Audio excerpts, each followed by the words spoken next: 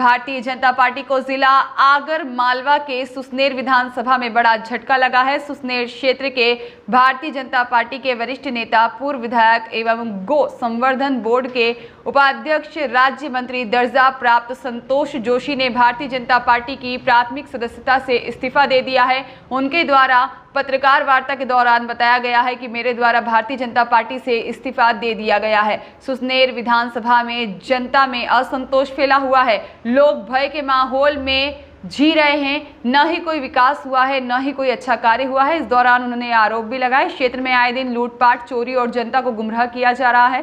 किसान दुखी हैं, ऐसे में निर्दलीय उम्मीदवार के रूप में चुनाव लड़ने का फिर मन बना लिया है। पूर्व विधायक संतोष जोशी ने कहा कि श्री राम चरण पादुका यात्रा गांव-गांव में मुझे जनता का समर्थन मिला और यहाँ पर भाजपा में कई गुट सक्रिय हैं और सब अपना अपना हित चाह रहे हैं। पार्टी की विचारधारा को दरकिनार करते हुए दबंगता से लोगों को डराया जा रहा है। भाजपा छोड़ने के कई कारण बताए जोशी ने। सबसे बड़ा कारण क्षेत्र में कोई विकास कार्य नहीं हुआ, वर्षों से यहाँ कोई विकास कार्य नहीं हुआ, इसे सबसे बड़ा कारण बताया गया। आज अधिकृत रूप से भाजपा से इस्तीफा दे दिया है और कहा कि आगे नई पार्टी पर बाद में विचार करूंगा, फिलहाल चुनाव जीतना है। अभी तो मैंने भारतीय जनता पार्टी से इस्तीफा दे दिया है और उसके बहुत सारे कारण हैं।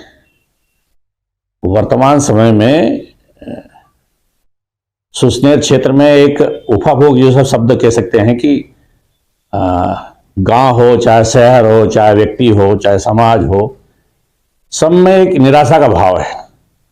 और अभी मैं श्री राम चरण पादुका पूजन के माध्यम से गांव-गांव गया तो चरण पादुका पूजन में जितनी श्रद्धा से गांव के लोगों ने भाग लिया, लेकिन उस गांव में प्रत्येक गांव में कह सकता हूं कि 10-20 लोग ऐसे थे जो धीरे से मुझे कान में कहे जाते थे कि भाई साहब इस बार मत चूकना, हम परेशान हो गए, हमारी कोई सुनने वाला नहीं है।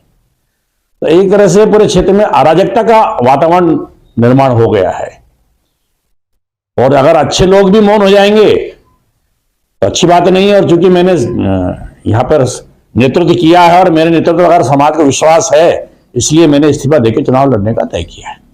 क्या आप निर्दलीय चुनाव लड़ने जा रहे हैं या किसी पार्टी से? नहीं, मैं अभी वर्तमान में निर्दलीय ही चुनाव लड़ रहा हूं। या तो चुनाव के बाद, विजय होने के बाद नई पार्टी बनाएंगे, या कुछ संघ के प्रचारक, पूर्व प्रचारक जो पार्टी बनाने की बात कर रहे हैं, उनसे बातचीत करेंगे, लेकिन वो बात का विषय है। तो ये सुना जा रहा है कि भोपाल में आप लोग एक संघ के जो प्रचारक है उनकी बैठक भी हुई है, तो क्या? मैंने अभी आपको बताया ना कि उस पर भी विचार करेंगे, चर्चाएं हैं और अभी वो गर्भ में है, शुरुआत है, कितना समय लगेगा क्या होगा, लेकिन अभी मैं यहाँ चुनाव लड़ रहा हूँ। ऐसे में भारतीय जनता पार्टी यदि आपको मौका देती है तो आपके भाजपा के बैनर पर चुनाव लड़ेंगे या नहीं? देखिए, मैं भारतीय जनता पार्टी का बहुत आदर्शवान या निष्ठावान कार्यकर्ता रहा हूं।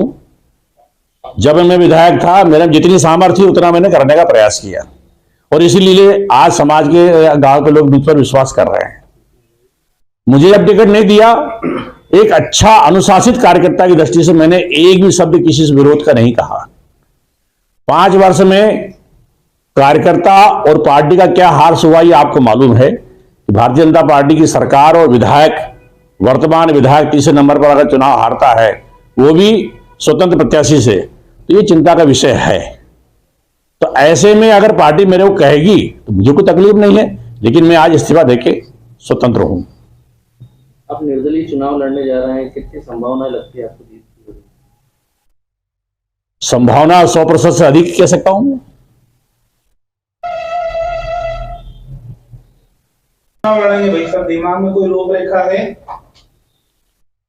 मुद्दे इतने हैं, हम 2-4 सामने जो मैं कह सकता हूं। जब अभी 2-3 बातें मैं आपको बता देता हूं कि एक तो इस क्षेत्र में संतरा बहुत होता है और संतरे के लिए मैंने प्रयास किया था, एक पूरे हिंदुस्तान के, एशिया की सबसे बड़ी नर्सरी के लिए देहरीपाल में लगभग 40 बीघा जमीन का मैंने अधिग्रहण करवाया था, उसका कुछ नहीं हुआ।